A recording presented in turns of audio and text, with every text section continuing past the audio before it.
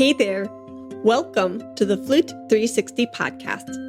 I'm Dr. Heidi K. Begay, and I'm a flutist, educator, coach, and podcaster. My God-given mission is to serve you. I am passionate about guiding you, the modern-day flutist, to discover your unique voice on and off the stage.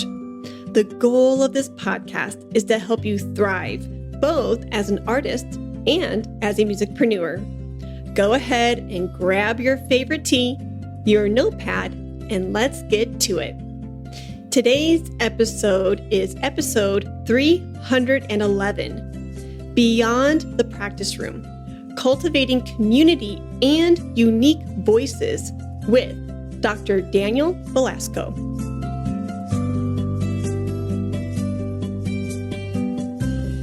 Are you feeling lost and wondering what's next in your flute career? If you're craving real support beyond school's walls, you're not alone. So many flutists struggle, feeling confused and helpless without the guidance they need. But the Flute 360 Accelerator is here for you.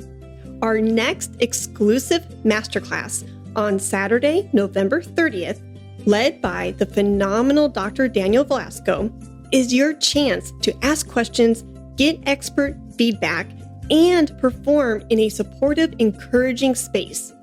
You don't have to do this alone, and you don't have to stay stuck. Let us help you find your path forward. Register by Friday, November 29th to join us. Thanks. Hello, Heidi. Hey, Daniel. How are you? Good. How are you? I'm doing well. Yeah, just finishing up a day of lessons. I can tell. Studio setting, it's dark outside. You've had a day. Exactly. Yes, I'm ready to chat with you. Yeah. Awesome. So how has your fall semester been? It's been really busy from the beginning, which is, for me, it's a little bit unusual because usually what I've experienced is that the very beginning of the fall is a little bit slower, at least from my own experience. And it ramps up as we go. And then the spring, of course, just starts off, very busy. But this semester has been just really, really active from the very beginning, but in the best possible way. So I can't complain. I just returned from a trip to Mexico with two of my colleagues. And before that, we organize a new music festival here at the University of Kansas that happens every other year. And this year, I was the chair of the committee that was organizing that. So I was in charge of that. And then before that, I played with the student orchestra the day before yesterday. So I saw that on Instagram. Yeah, so it's been a lot, It has been a lot. Kudos to you. Thank you. But it's really, it's been so much fun. So I can't complain. Yeah. Do you find it easy or a bit of a challenge? Probably not where you are in your career right now, but switching roles from teacher, performer, admin work, it's a lot to juggle. And I've been there and I am there. So I empathize with you. I'm just kind of curious to see where my colleagues are and how you feel about that. Yeah. I have to say that initially when I first started, this is I started teaching in 2016 at the collegiate level. And initially it took a little bit to get used to it because as a student, right before that, I was, mainly preparing for performing, and I was freelancing a little bit. So I was ready to perform, and then when you start working in academia, there's a lot more that needs to be taken care of. So initially, it was a little bit of a challenge, but now I feel like I've figured out a healthy balance. And truly, when I was trying to decide what to pursue as a career, I didn't really have a clear answer in terms of, well, I knew I wanted to play. and but I didn't really know exactly what type of position I wanted to have. And I find that this position, the teaching in college, includes so many things that I enjoy a lot. You Hmm. know, obviously playing and obviously teaching my students, but also, playing chamber music, and doing a good amount of traveling, visiting schools, connecting with flutists that are doing all kinds of different things, including people like you, like incredibly creative people. And so I really enjoy every facet of it, and perhaps the only one that can be a little more tedious for me is the when it comes to, certain committees that require more writing, perhaps, or, Hmm. paperwork, things like that. But again, all of it relates to things that I enjoy, Hmm. so I try to find the motivation in that, in that, for example, when it comes to, I'm on the promotion and tenure committee now, for example. So I am so impressed with all the things that my colleagues are doing, Hmm. so just reading about that and learning from that, Hmm. I feel like I benefit from that as well, you know so it's not just a chore, Sure. it's an opportunity to learn about, musicology, or, what's a music theorist up to these days, how are those fields evolving. So it's I find it very, just a learning opportunity. Hmm. I love that 1000%. So Yeah. going back to younger Daniel, when you said, I always saw myself as a performer and I wanted to perform, but you were at the crossroads of determining, well, what do I really want to do? How did you help yourself? Did you seek out guidance from your friends and colleagues? Like, what was the process like for you to come to an understanding of, ooh, I want to follow these breadcrumbs and pursue X venue or X avenue? Yeah, that's a great question, and it's something that, all of us go through, right? As we build a career for ourselves, and I was one of those students that spent a lot of time in college. I have 4 degrees. Wow. And so I can't say that it was something that I knew from the beginning, because Sure. it's something that it just started to become more and more clear as I went. And so it wasn't until after I finished my master's degree Hmm. and then I went into what is called a specialist degree, that I went to the University of Michigan to do a specialist degree, which is basically an artist diploma. And that year, the person that currently had the teaching assistantship had just won a job, and left.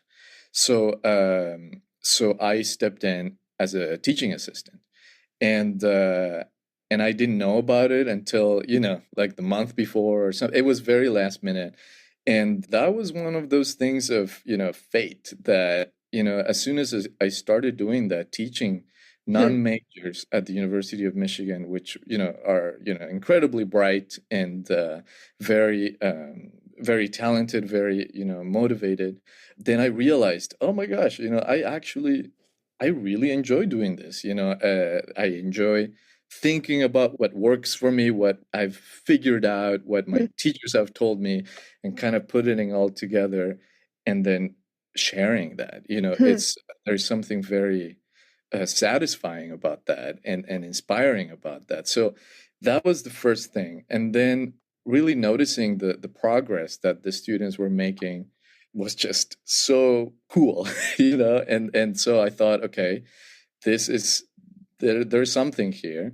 Then I also saw a couple of people that I respected a lot at the time that were, sort of around my same age, and they started getting teaching jobs. And I thought, well, I never thought about that option, but they seem to be not only teaching, but they are playing, and they're traveling, and they're, playing with orchestra, and they're playing as a soloist, and they're, pretty much doing all these things that I love to do. So, Mm. so then I realized, okay, I think I should try to get a teaching position. And in order to do that, I need a doctorate. So Mm. I talked to my teacher at the time, Amy Porter, and she said, well, my last teacher was Trudy Kane, she said, and she should be your last teacher too. And so at the time Mm. she was teaching at the University of Miami, and so I went and I auditioned, and I did my doctorate there. Yeah, the rest is history. That sounds very Amy, does it not? My laugh. It sounds like her, like I can hear her voice say those words. Exactly. I mean, I am so thankful for really every teacher I've had, and they've all contributed so much to me, and the clarity that they provided Hmm. is something that looking back, I'm like, I am so lucky to have had that, because when you are going through that, at a young age, you're in your Yes. 20s, mid 20s, nothing is really that clear, at least Mm. for me, it wasn't. And, these people with all this wisdom, give you a little bit of a light here and there, Mm. and then you just keep following that. And yeah, again, I feel very, very blessed for that. And then, Mm. connecting me with Trudy Kane, who then, became such an influential mentor for me, and of course, teacher, and now a friend. Yeah. That's fantastic. I love all of that. I resonate especially with the sentiment of you saying, "Oh, when I was a student, this teacher would give me a little piece here, a little bit of clarity here, and a little nibble over there." And then I get to, as my own pedagogue, as my own professor, as my own expert, piece everything together, put a twist of Daniel in it, and then present it to my students or people who attend my masterclass. And that is very gratifying. So when you said that's satisfying for me, I was like, oh, that's so gratifying. That's why I love wearing that educator hat, because it gets to be, it's all interconnected. And when you get to mold a student in that capacity and see how they have transformed, even if it's 1%, 10%, it's like, oh my gosh, yes, yes, more. So I resonate with a lot of what you said. Great. Yeah, absolutely. And it's so interesting, because I feel like what you just said, which is, uh yes, you take the advice, but it's also, it's your responsibility. It's your voice, really, that defines, that puts it all together, Mm. and that is one thing that I find really important in students, when they, either audition here or they're asking for advice or something. It's really important for me to hear not just that they want to study with me, but what is it that they want to do, in addition to, take my advice and all Right. that. Because without that inner, that unique voice, and that inner fire, and ideas and creativity, really, it doesn't matter how good of a student you are. You know what I mean? Like, it has to Yes. be all interconnected. And yeah, it sometimes that's hard to recognize right away, but it's important. It has to be there, and Yeah. then our job is to just kind of guide, Mhm. as you said, and provide some sort of light, as they go. Ooh, perfect. Perfectly said. So I don't know if you know this, but one of my major soapboxes through the Flute 360 podcast is find and hone your own unique voice. So because you are new to the platform, new to the Flute 360 community, I would love to hear and dive more into what you just said in that audition with the graduate students, or not the audition part, but maybe the interview part. And you're getting to know the student better through the audition process. What makes you tick? What are you passionate about? And you're looking for certain elements from said student for you to go, oh, okay. And you light up a little bit. What is that thing that you're looking for? Like, are you looking for a specific answer. Of course, you want it to be unique and very individual to the person. But are you looking for a way that they are packaging that information to you in a very articulate way? Are you looking for like that passion behind their eyes and you see them light up? Like, what does that look like for you as the professor to say, ooh, I want to continue pursuing to work with this student if they will enter into my studio? Yeah, I don't think there's one answer to that. I mean, there are many different things, and I often like to be surprised as well, for Ooh. new things that they may come up with, and that's why it's so important to me to have both, the opportunity to hear them play, but also, I like to schedule 15-minute meetings with them after the audition where we can just talk and chat and I get to know them a little bit. So various parts here. So number one, there are a lot of people who can play the flute well. That's we're fortunate in that way, or I don't know, it becomes very competitive, of course, but that's of course important to be able to to play well. Then the other part is, to me, it's really important to have a positive environment in the flute studio. So when I chat with the students, I like to learn about how they work as a team player, how what their thoughts are about chamber music, how they see competition, healthy competition in a competitive environment, how what their thoughts are on that. And you get to, you get to have some ideas about this as you talk with them. But then the other thing, especially with grad students, is I like to ask them, where they see themselves in the short and long term, let's say 5 years, 10 years. Some of them already have good ideas about, they want to be a teacher, or they want to be an orchestral musician, or they want to be a chamber musician, or they want to be in new music, or whatever niche it may be. That's interesting to hear, especially now where the field continues to evolve so much, and the options that we had before, the either orchestral or teaching college, they become more and more competitive, and so what other options are there? And then here's when I find other elements that are important too. Like, for example, do you have any other areas of expertise or interest or passions that are important to you? A lot of people now come with a double major degrees. So, some of them will have an interest in music and math, or music and computer science, or music and engineering, or whatever it may be, or music and business. Here, for example, we have a very big music therapy program.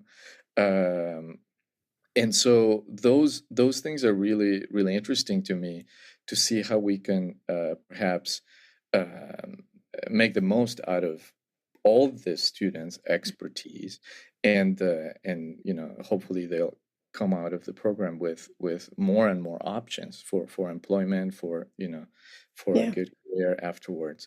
And then the other thing is sort of, I guess, a little bit based on my own experience and background.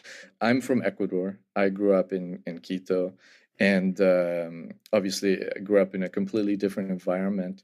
And I like to find ways to incorporate that background into my my research, my own way of sharing things, my own perspectives, of course.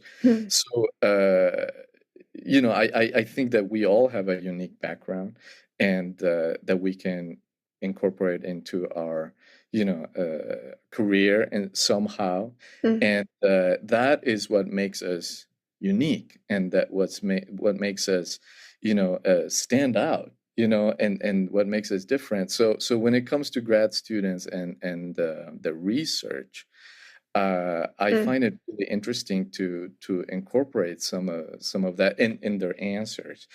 So for example, I had my very first doctoral student here did a wonderful research project on the music of Eduardo Angulo, who is a very prolific composer from Mexico. He is from Mexico, my student is. And, that was, Angulo was just featured as the closing concerto at the NFA this Yes. last convention. And so Lorna McGee, performed that concerto. And I felt very, fortunate to have had all that background information because of the paper that my student wrote on Angulo's music. So, things like that, I find that so enriching. Mm. And again, what he did was he's from Puebla.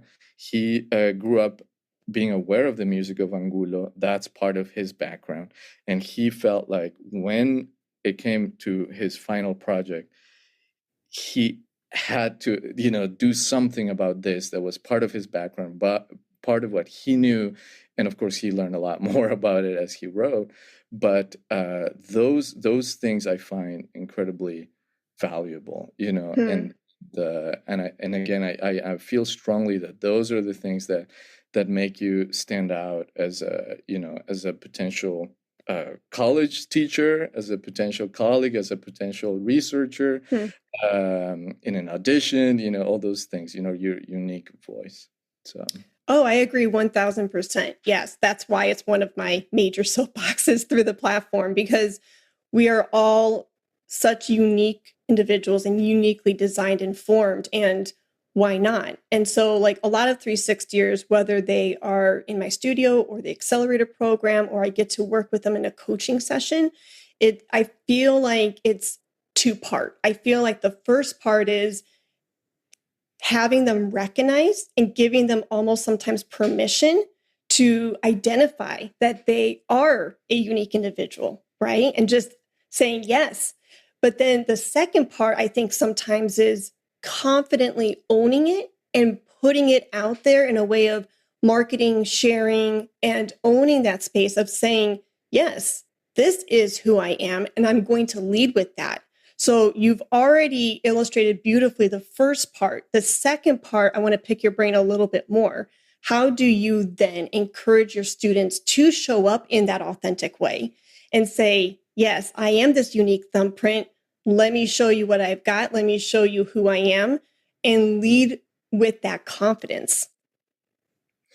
Yeah, I think that's perhaps the more challenging thing to figure out, Yes. but I think for that, you need a few things. I think that's why it's important to me to maintain this environment in my flute studio where the students feel safe to do that. And not Okay. only safe, but like empowered to do that. I think that's really important because you know, I don't think it's a secret that sometimes in the flute world there may be, unhealthy competition. And Nah. so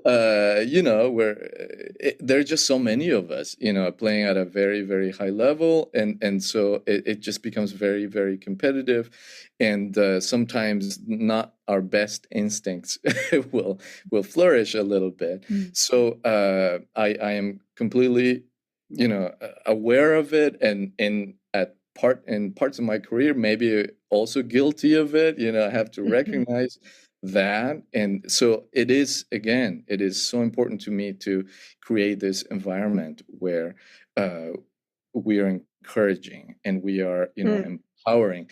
And that is one of the you were mentioning Amy before, Amy Porter, my previous teacher, and that's one of the things that I value the most from her. She in that studio, I remember just feeling completely empowered, to Mm. do what I wanted to do. It didn't matter what it was, but it was what you wanted to do.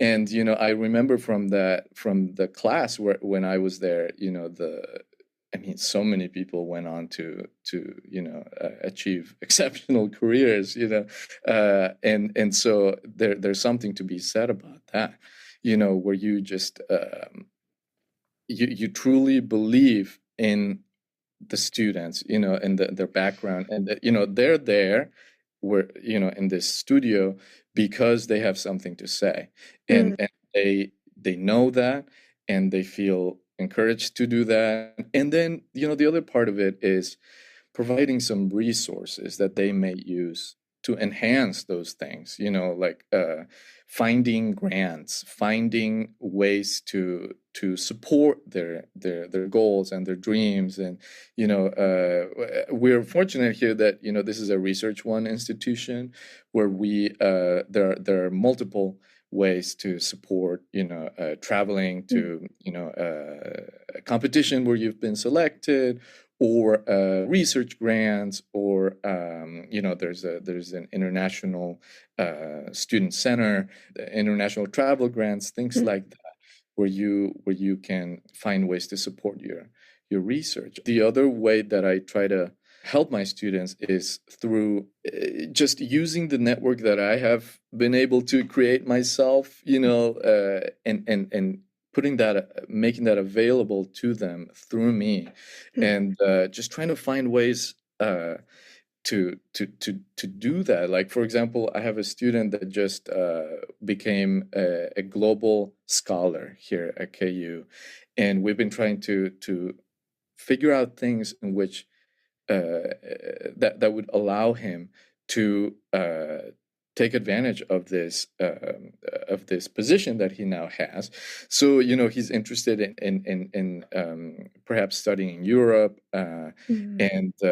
and so connecting him with some teachers. In June, I'm going to be participating in this festival in Puerto Rico, where one of the professors there is Mario Caroli, and he's very interested in potentially connecting with him, and so again, like trying to Yeah. use this network to again empower the students and Hmm. and help them.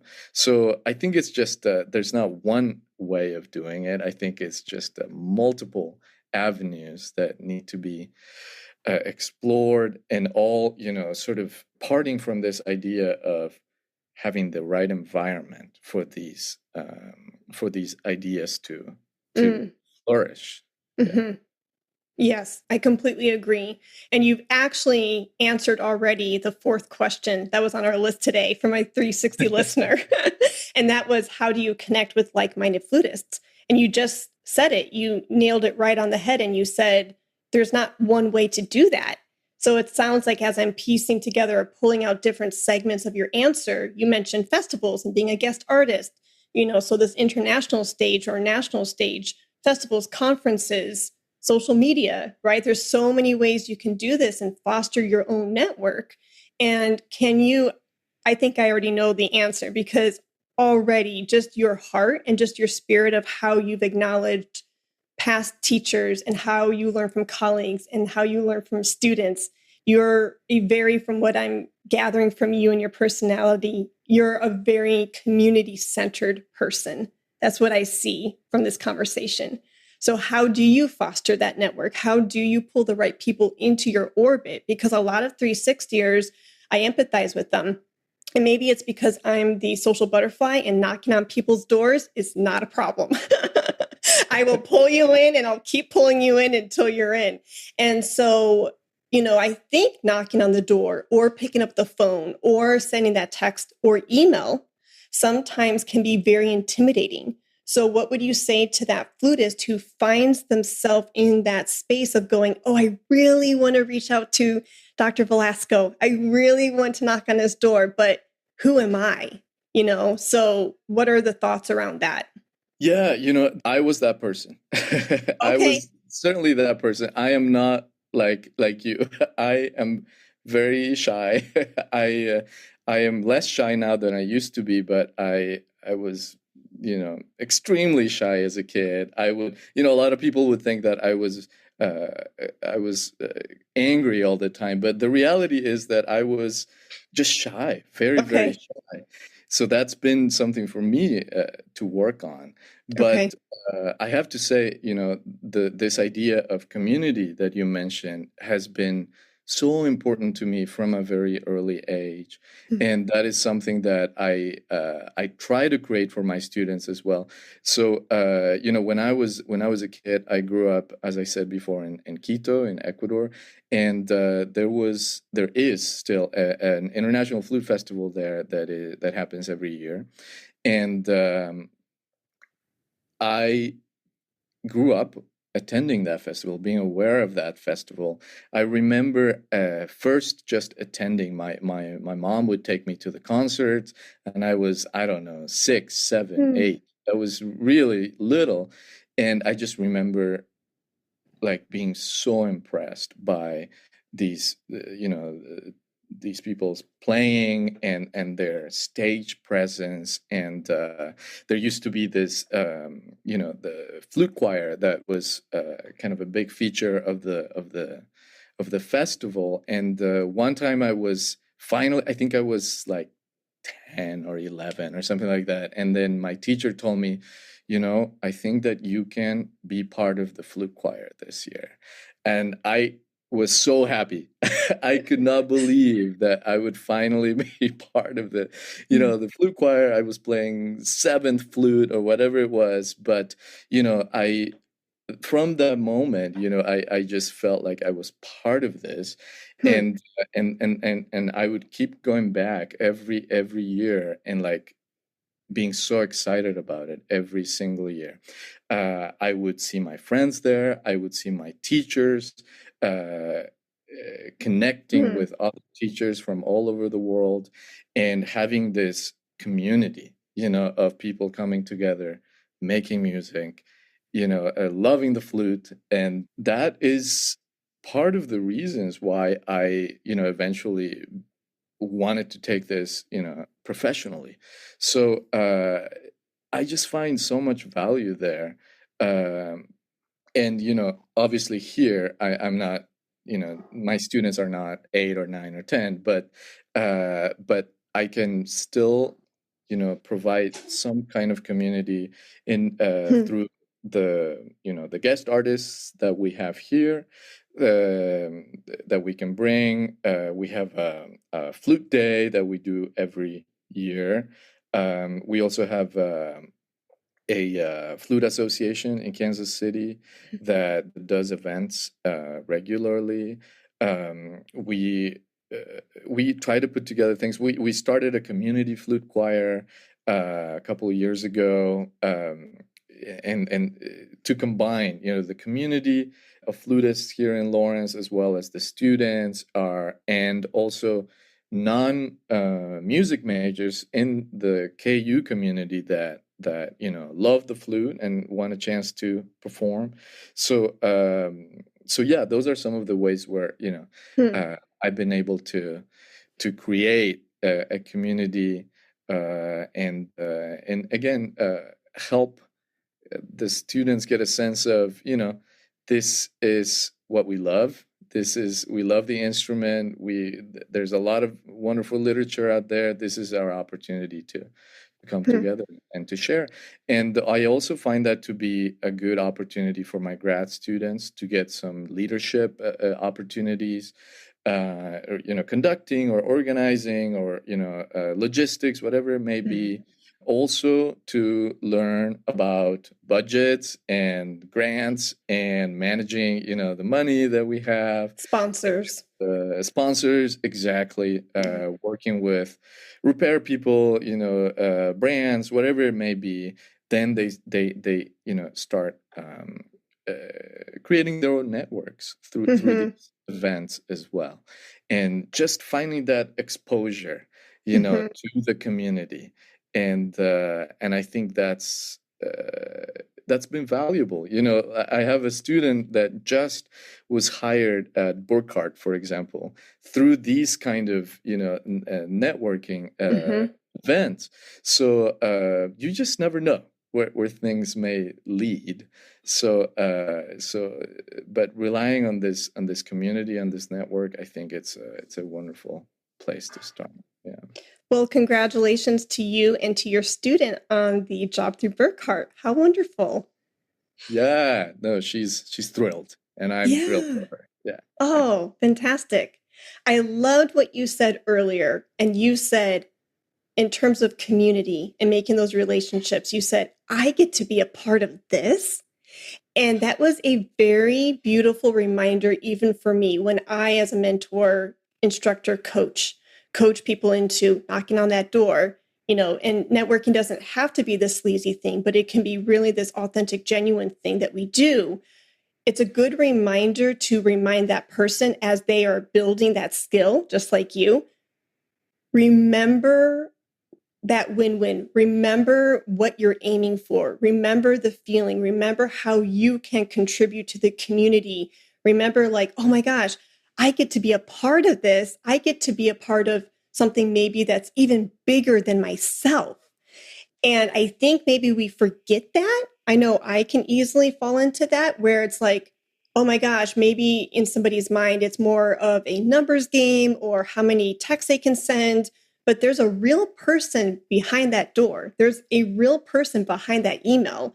So maybe just remembering that win-win for everybody involved and what can you create together? And I get to be a part of this, that excitement from a 6-year-old, being in the flute choir for the first time. That is fantastic. I loved that you brought that up. Yeah, and the other part that I kind of deviated a little bit from your question, but that's okay. No, you're doing the great. reality is that, most people will answer to your email, will answer to your Yes. knocking at the door. Maybe there's a few that won't, but that's okay. Yep. You didn't lose anything. Yep. But really, I can assure you that, 95% of the people will Yep. get back to you. And if they don't have the answer, they might guide you to the person that might have the answer. But you really won't lose anything, Yeah. Well, next time I have a student or a client who says, Heidi, you're crazy. You're just saying this to make me feel good. I'm going to be like, no, I'm sorry. Dr. Velasco says the exact same thing. So I'm going to put it on you and say, I'm not the only one who feels this way. So thank you for that. Absolutely. Yes. Yeah. So I want to respect your time. And in the last 5-7 minutes, I want to just touch on a few questions that were posed for today's conversation. People get really excited when they know of an upcoming guest. So they have that time to submit a question. So one question from a Flute 360 listener states, finding performance opportunities and job opportunities outside of teaching lessons for younger flutists. Help. I need some new ideas. I need something new to explore. Please guide me, SJ.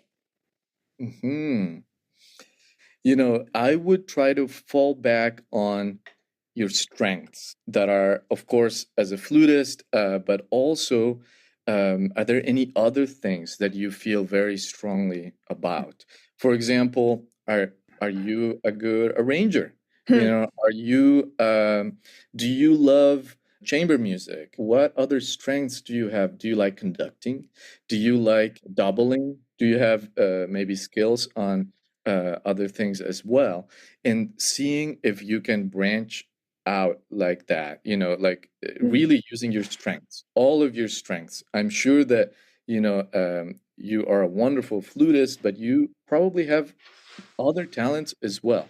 So don't be afraid of using those and trying to find opportunities that maybe merge both, and that way you can also, increase your network of people, and sometimes you might have opportunities, you might find opportunities that you did not expect, through these channels. And so I would say really own up to all of your strengths. Don't limit yourself, and try to think outside the box that way.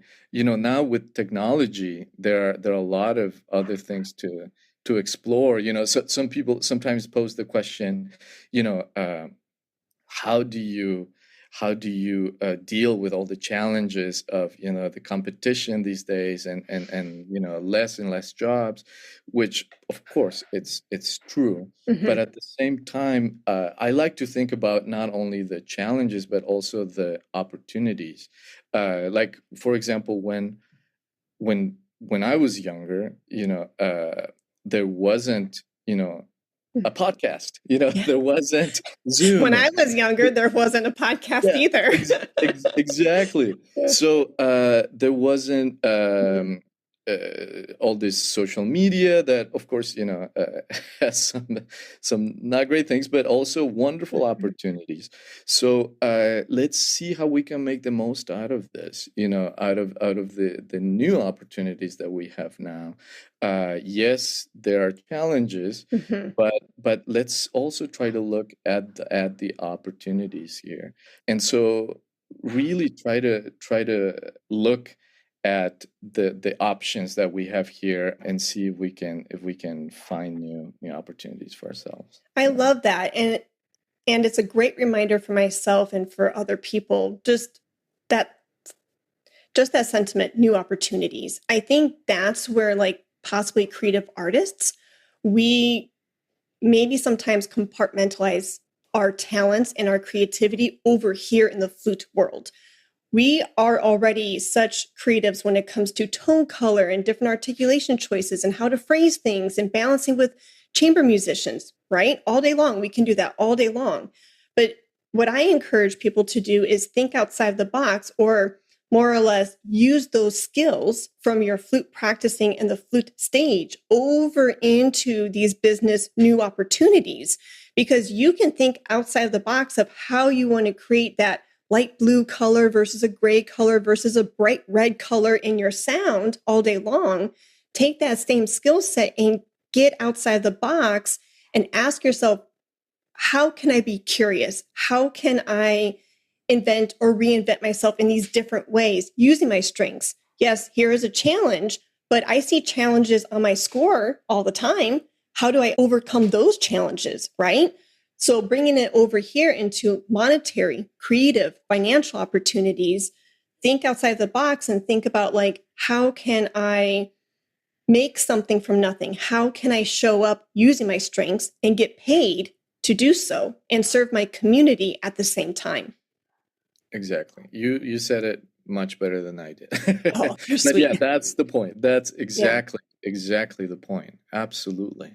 Yeah. And do you think then flutists and creative artists, we have a hard time coming over here and recognizing, okay, I can do that in my flute practice, but maybe they don't make the connection that they can also do it in the air quote business career world? Yes, I think we Okay. have a hard time doing that. I personally think that. Okay. And so this is when, we need people like you, like Dr. Heidi, to help us, to make that connection and to create these, wonderful tools, these podcasts, coaching sessions that really, help us find these common, themes that could be explored and could become a career, truly. And so I find what you do, extremely valuable and so needed in our profession, because we're not taught this in school. I We're feel not. like, No, I think yeah, you and I are both around the same age. And I only say that because I think, these older millennials, I think we are the bridge between what was done, old traditions, and what is to come. And we're finding ourselves kind of right there on the cusp of both worlds. And we're kind of the air quote new professors saying, hey guys, you could do it this way, that way, because we know what our mentors and the older generation, what they did for so many years. But things are changing. The market is changing. So we're kind of that in between, right on the fence of going, yes, this is what was done, but here are the new trends. Here are the new ways of the industry. How can we be curious? How can we experiment? How can we get off the page? How can we create these things? Because those topics were not discussed when we were getting our DMAs. Maybe not the DMAs because that was the last degree, but definitely not the BMs and the MMs. Right. And Here we are finding ourselves in a shift, and it's exciting. Yes, it can be troubling or challenging at times, but going back to what you said, seeing it as a new opportunity, that is invigorating. That's more or less like, oh, let's have fun with this rather than being bogged down and being like, oh, oy vey, oh me. This is hard. You know what I mean? And we have that opportunity with a lot of different spaces in our life. And this is one of them. So, yeah. And because we see the change, we are, I think, as this air quote, new generation of teachers and coaches, we are starting to have these conversations and bring up topics like this because we know, like, oh, would a younger Dr. Daniel or a younger Dr. Heidi, would we have liked to have talked about this with our previous professors? Like, what would we have craved 20 years ago? Right. And so now we get to provide that as a resource for our people. Exactly. Exactly. And this is one of the reasons why I love having people like you, people who are like creative and really breaking ground in these topics, right now, and talking to the students, really talking about what's next and what could be next, and instead of avoiding it, and because really the point of being in school is to prepare, right, for the future. Yep.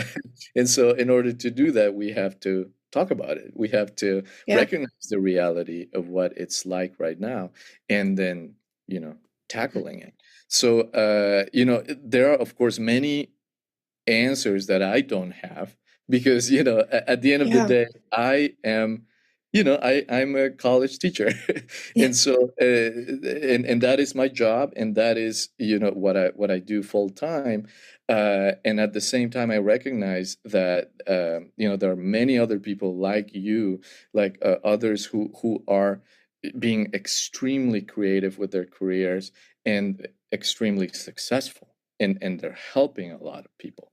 So it is important for me for my students to hear that and be aware of that and hear from them and understand the options that they have. I like to have people, for example, we have people visiting from the brands, the Burkhardt, the Yamaha, the Haynes, all of that.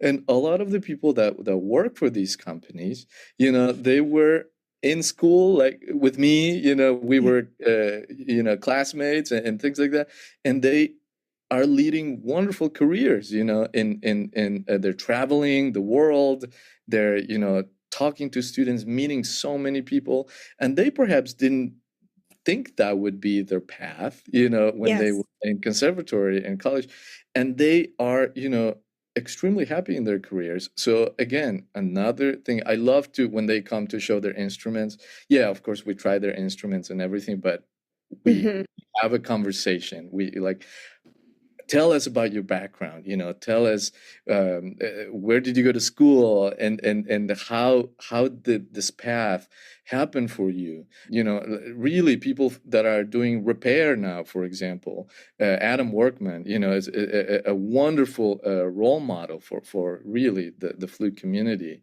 and a business person, a really, again, a very creative mind, incredible ears. So again, I'm not sure if Adam knew that when he was in school he would be where he is now. So being open to these things, and really embracing how times evolve, I think that's the key.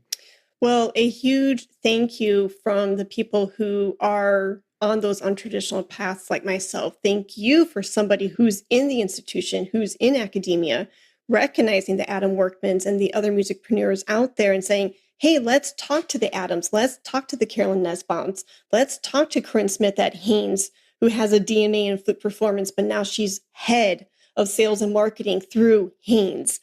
Let's talk to them, because like, if it weren't for professors and instructors like you in the traditional roles, putting a spotlight, for these guest artists to come in or guest speakers to come into your studio, then it's a one-way conversation. And we, as musicpreneurs, hit a wall saying, is anybody listening? And for you to get it and recognize it and to advocate and say, hey guys, we're in this together. That's why I'm picking your brain, Daniel, as, like, hey, I'm over here as a coach. Hey, I'm over here as a flute studio teacher on my untraditional path. And when I'm marketing these different things, what am I missing? What are your students saying? What are your people saying? Where is the link that I need to like fuse together to say, oh, for the light bulbs to go off? Because I hear so many conversations from flutists here and there in pockets, but that's why I love this networking opportunity as one of the benefits to the podcast. I get to make a new friend, you. And at the same time, I also get to do some professional development. What is Daniel seeing in his neck of the woods? Because I can't be in Kansas. You're developing a community there, and you being from Ecuador and you're going to be doing guest appearances through Tampa in Puerto Rico, correct? Next year. Correct. Yeah. Yes. Yeah. And I know Beatrice Messias very well. She's a dear friend. This past April, I went to Finland for the very first time for 2024, and it was exquisite. It was beautiful. We can talk about that later. Oh, I bet. Like Beatrice now is a common mutual friend between you and me. And for the Beatrices and Heidi's and Daniels and all these other teachers and coaches to come together and pick our brains, like, what are you seeing? What are you feeling? What am I missing? How can I articulate this better? We need each other. We need one another to bridge that gap and to move forward. Absolutely. Yeah. Absolutely. And again, that's what I try to do with my students, with my studio, with the there's the resources that we have. I know it's not a lot, but we can all help each other. And again, what really is important to me is to provide a sense of what the reality is for my students. I don't want them to go into any illusions about what, like they will graduate and they will have this perfect, job right away, and that's it, Mm-hmm. So, thank God. Thank you. So I'm not either like trying to say the gloom and doom, everything is awful. Right. Just No. reality. It's just, this is what is happening right now. Yep. This is what you need to be ready for. These are some resources. These are some wonderful people to look at, to get some ideas from, and just arm them with all this knowledge, and I think that's some of what we can do right now. I love that. Well, thank you. So as we put a bow on today's conversation, I know we have covered a lot between, that special unique voice, all the way to academia, all the way to traditional and untraditional paths and everything in between. Is there anything that you want to leave the listeners with? And it could be like a general sentiment, something that, is on your heart, because I do this a lot of times, Daniel, where I will say, it's the end of the, conversation. And my guest is going, no, I want to say 10 more things. So I don't want to pull the rug out from underneath you. Is there anything that you want to leave the listener with today? Yeah, absolutely. And this is something that I try not to say it too much to my students particularly, but it's something that I try to show as in the way that I carry myself and the way that I have sort of developed my career, is that I try to always lead with kindness. And I think you sometimes don't know how far that can go, because the people that you meet, the people that you interact with, they will take that with them. Whatever that interaction was with you, it's important, and so if you can be kind and generous and open to the people that you meet in the way, in your path, you just never know how that will come back to you, and it will hopefully open doors for you, and it will continue to create community, and I find that really, really important, and through the years I've experienced perhaps the results of that, and so I know that sometimes we're tired and we're not in our best mood or whatever it is, or we're busy at the Flute convention or something, but truly leading with with that kindness and openness and generosity, because that's what we do as musicians, right? We're giving, we're constantly giving. Yes. And so remembering that, that's going back to basics. I think that is the point of what we do, and I think that's something to just remind ourselves of. Sweet. Yes, I wholeheartedly agree. What's that quote or saying? People will forget what you say or tell them, but they will never forget how you made them feel. That's it. Yeah. That's it. I love that. Yeah. Oh my gosh. Thank you so much for carving out time for us. I so appreciate it. You. And this is the Heidi Daniel month of November 2024. So 11/19, I'm looking forward to meeting your wonderful studio. And thank you for being our guest in the Flute 360's Accelerator program on Saturday, November 30th. Thank you so much for carving out that time and doing that exchange with me. I appreciate it. It'll be a pleasure. Yeah, I'm looking forward to it. Awesome. Well, you have a fantastic night, and we will be in touch. Thank you, Heidi. Good night. Thank you, Daniel. Good night.